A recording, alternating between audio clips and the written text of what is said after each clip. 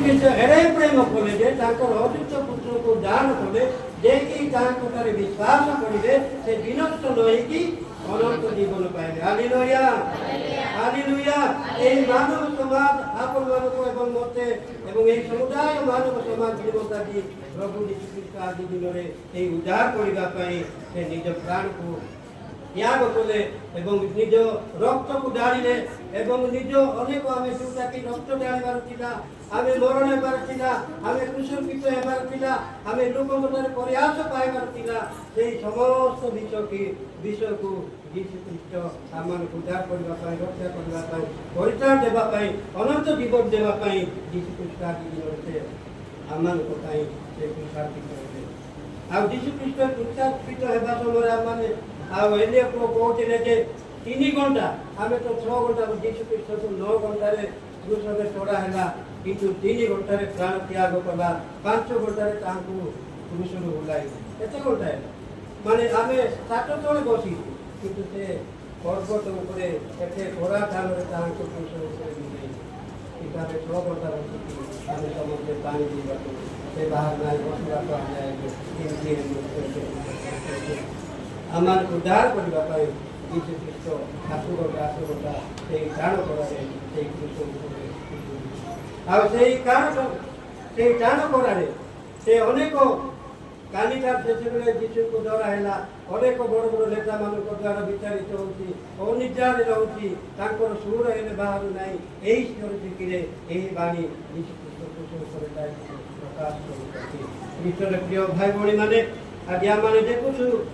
ଯେ ସମାପ୍ତ ଯେତିକି ଯେଉଁ ବାକ୍ୟ ମୋତେ ଦିଆହେଇଛି, ସମାପ୍ତ ଶେଷ ବାକ୍ୟ ଷଷ୍ଠ ବାଣୀ, ସେଇଟା ମୁଁ ଅଳ୍ପ କହିବି।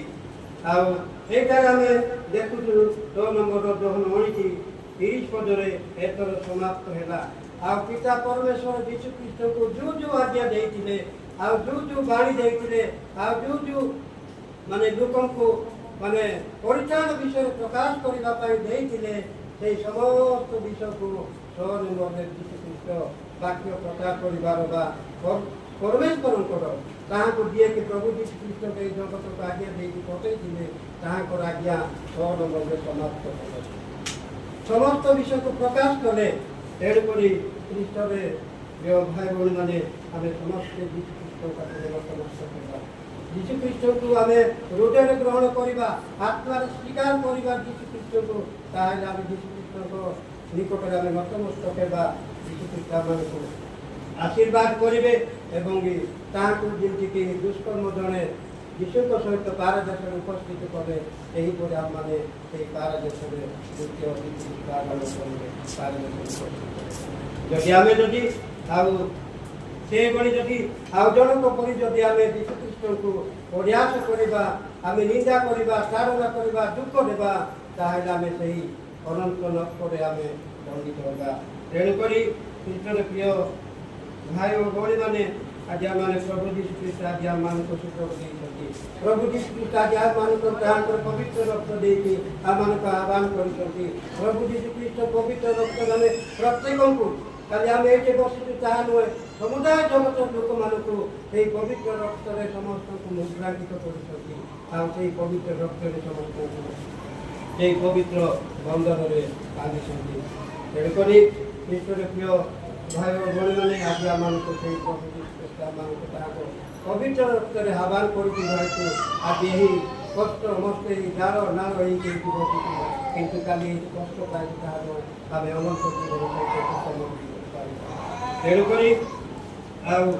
ଆସନ୍ତୁ ଆମମାନେ ସେହି ସଦା ପ୍ରଭୁଙ୍କଠାରେ ନତମସ୍ତକ ହେବା, ଆଉ ସେହି ପ୍ରଭୁ ଯୀଶୁ ଖ୍ରୀଷ୍ଟଙ୍କର ଆମେ ସାହାଯ୍ୟ କରିକି ଆମେ ହୃଦୟରେ ଗ୍ରହଣ କରିବା, ଆତ୍ମାରେ ଗ୍ରହଣ କରିବା। ଆଉ ପ୍ରଭୁ ଯୀଶୁ ଖ୍ରୀଷ୍ଟଙ୍କୁ ଆମେ ଉଦ୍ଧାରକର୍ତ୍ତା, ତ୍ରାଣକର୍ତ୍ତା ଆଉ ଜୀବିତ ପରମେଶ୍ୱର ଆମେ ତାହାଙ୍କୁ ହୃଦୟରେ ଗ୍ରହଣ କରିବା,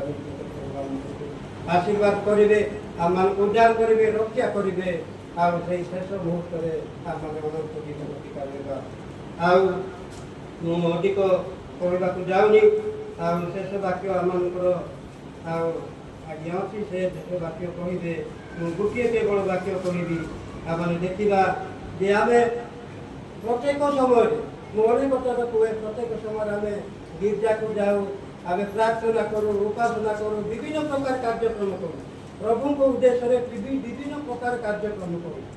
मु गोटे उदाहरण यही फेब्रुआरी 9 तारीख गोटे आम कंधमाल डिस्ट्रिक्ट गोटे घटना घटी आम ख्रीस्टान लोक हजार हजार लोक को बांधी माने प्रार्थना करे हजार हजार लोक माने 2 मास तक प्रार्थना कले इमितिया लोक आम ख्रीस्टान लोक बा यीशु ख्रीस्ट को अपमान देवा लोक अछंती से नाई से बटुआ मरी नांती बर्ती दियो अधिकांश से ख्रीस्टान परिवार लोक अधिकांश लोक कौन कले ख्रीस्टान परिवार प्रार्थना इत्यादि कले अनेक प्रभु को दास मान जो मैंने कहते अनेक लोक कहले ना से मरी नांती गोटे कुटर रखी गोटे घर रखी केमती बांधिक रखी सेमती कर मरी बर्ती दियो शेष मुहूर्त जिते आम पहुँचलु से एभलिया प्रभु को वाक्य प्रचार करने लोक एभलिया प्रभु को वाक्य द्वारा लोक को ग्राह्य करने लोक आई माने अनंत जीवन बा स्वर्ग राज्य को जाइए लोक कौन करेंगे ये माने ये लोक से नर्क दंड सदा सर्वदा दंड प्रिय भाई और भौणी मैंने ये माने गति करवा ना आम गति करवा सत्य आत्मा आम प्रभु यीशु ख्रीस्ट को ग्रहण करवा ये जीवित परमेश्वर मत उद्धार कर जगत लोक उद्धार कर मत अनंत जीवन देव एवं अनंत जीवन जगत मानव समाज को अनंत जीवन दे पार यही प्रभु यीशु ख्रीस्ट आम आत्मा सत्य प्रशंसा गौरव करवा अनुग्रह की निश्चित प्रभु यीशु ख्रीस्ट से आशीर्वाद करेंगे एवं आम शेष दिन में राज्य माने जमीक डकायत जड़े निजर समस्त किसी शून्य करजक संपूर्ण नृत्य करुँच सागे सागे समय लगुना 5 मिनट लगे तू से राज्य को जावाई 10 मिनट लगे कि काली आसब 8 मास